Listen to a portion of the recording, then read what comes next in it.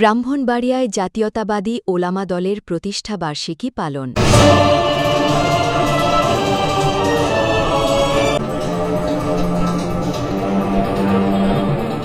বাংলাদেশ জাতীয়তাবাদী ওলামা দলের ৪৬তম প্রতিষ্ঠাবার্ষিকী ও সদর উপজেলা আহ্বায়ক কমিটি গঠন উপলক্ষে ব্রাহ্মণবাড়িয়ায় আলোচনা সভা অনুষ্ঠিত হয়েছে। বুধবার ১ অক্টোবর রাত ৮টার দিকে শহরের আল হেলাল কারি হোটেলের পার্টি সেন্টারে আয়োজিত এ সভায় সভাপতিত্ব করেন ব্রাহ্মণবাড়িয়া জেলা জাতীয়তাবাদী ওলামা দলের আহ্বায়ক মাওলানা মোহাম্মদ আল আমিন। সভায় প্রধান অতিথি ছিলেন কেন্দ্রীয় বিএনপির অর্থ বিষয়ক সম্পাদক ও জেলা বিএনপির সভাপতি ইঞ্জিনিয়ার খালেদ হোসেন মাহবুব শ্যামল। বিশেষ অতিথি ছিলেন জেলা বিএনপির সাধারণ সম্পাদক আলহাজ সিরাজুল ইসলাম সিরাজ।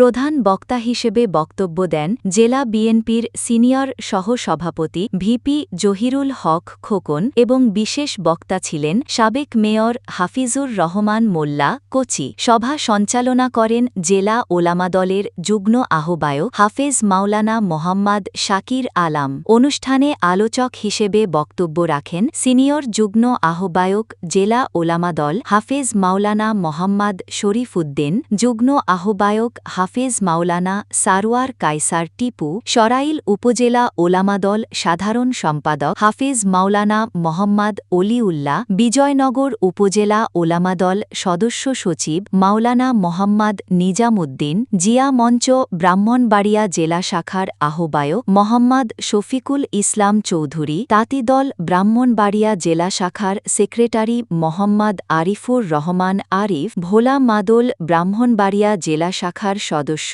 মাওলানা সাঈদ আহমেদ প্রমুখ।